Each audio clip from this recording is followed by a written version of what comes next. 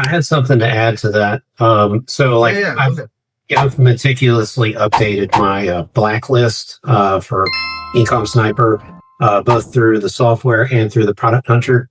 And occasionally, I'll pick up an item through bulk listing that will be like beauty product or LED lights.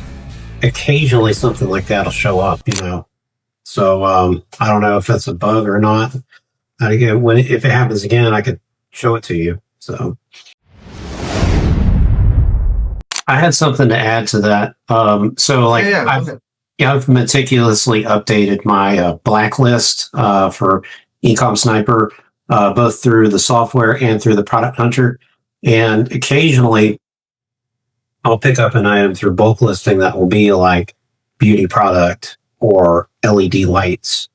Occasionally, something like that will show up, So I don't know if that's a bug or not.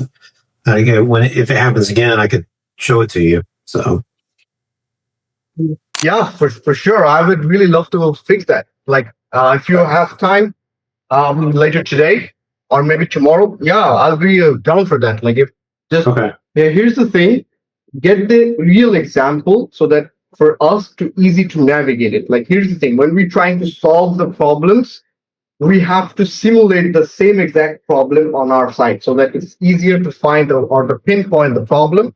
Whenever we pinpoint the problem, bro, it just literally takes 10 minutes to fix the problem. Okay. Yeah, there was I sold a knife the other day and I looked and specifically my blacklist says knife and knives, Someone bought a knife off. I guess it's like 95% accurate, but sometimes it's 5% misses, man. Yeah. Okay. Yeah. Yeah, and in the end of the day, it's just a machine, bro. I always say that AI is not perfect. I also noticed that a lot of times there are solutions to the problems as well, already within the software.